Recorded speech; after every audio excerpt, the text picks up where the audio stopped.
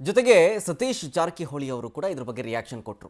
ತನಿಖೆ ಮಾಡುವಂತಹ ಸಂದರ್ಭದಲ್ಲಿ ಅಥವಾ ತನಿಖೆ ನಡೆಯುವಾಗ ಎಲ್ಲರನ್ನೂ ಕರೆಯೋದು ಸಹಜ. ಇಡಿ ನೋಟಿಸ್ ವಿಚಾರಕ್ಕೆ ಸಚಿವ ಸತೀಶ್ ಜಾರಕಿಹೊಳಿ ರಿಯಾಕ್ಷನ್ ಕೊಟ್ಟರು.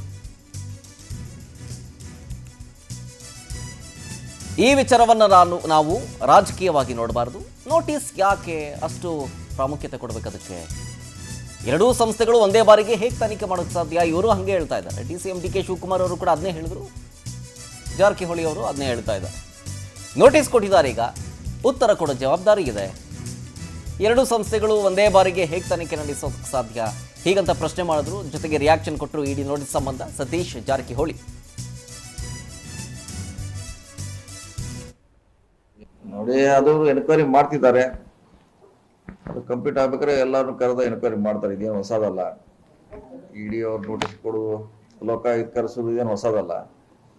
ಅದನ್ನ ನಾವು ಪಾಲಿಟಿಕಲಿ ನೋಡಬಾರ್ದು ಅಷ್ಟೇ. ಯಾಕಂದ್ರೆ ಅವ್ರ ಪಾಡಿಗೆ ಅವ್ರು ಮಾಡ್ತಿದ್ದಾರೆ, ಮಾಡ್ಲಿ. ನ್ಯಾಯಾಲಯದಲ್ಲಿ ಕೂಡ ನಡೀತಾ ಇದೆ. ಒಂದ್ ಕಡೆ ಲೋಕಾಯುಕ್ತ ಮಾಡ್ತಿದ್ದಾರೆ. ಅವ್ರು ನೋಟಿಸ್ ಕೊಟ್ಟರೆ ಅದಕ್ಕೆ ಯಾಕೆ ನಾವು ಅಷ್ಟು ಅದಕ್ಕೆ ಮಹತ್ವ ಕೊಡೋ ಅವಶ್ಯಕತೆ ಅಂತ ಅದು ನ್ಯಾಯಾಲಯ ನೋಡ್ಬೇಕೀಗಾರೆ. ಈಗ ಸಮಸ್ಯೆ ಆಗಿದೆ. ಅದು ಎರಡು ಕಡೆ ಘರ್ಷಣೆ ಪ್ರಾರಂಭ ಆಗಿದೆ. ಎರಡು ಲಾ ಮಾಡ್ಲಿಕ್ಕೆ ಎಲ್ಲೂ ಪ್ಯಾರಲಲ್ ಆಗಿ ಬರೋಲ್ಲ. ಅದು ನ್ಯಾಯಾಲಯ ಅಂತಿಮವಾಗಿ ಹೇಳ್ಬೇಕು, ಒಬ್ರೇ ಮಾಡ್ಬೇಕಾ? ನಮ್ ಲೆಕ್ಕಲೆ ಒಬ್ಬರೇ ಮಾಡ್ಬೇಕು, ಎರಡು ಮಾಡ್ಲಿಕ್ಕೆ ಆಗೋಲ್ಲ. ಏಜೆನ್ಸಿ ಎಲ್ಲ ಸರಿ ರಾಜಕೀಯ ಅಂತ ಹೇಳಿಕ್ ಆಗಲ್ಲ, ಎಲ್ಲಾನು ಲೀಗಲ್ ಅಂತ ಹೇಳಕ್ ಹೋಗಲ್ಲ. ಆ ಸಂದರ್ಭ ಕೇಳ್ಬೇಕಾಗ್ತದೆ. ನೋಡಿ, ಅದು ಎನ್ಕ್ವೈರಿ ಮಾಡ್ತಿದ್ದಾರೆ. ಅದು ಕಂಪ್ಲೀಟ್ ಆಗ್ಬೇಕಾದ್ರೆ ಎಲ್ಲಾರು ಕರೆದ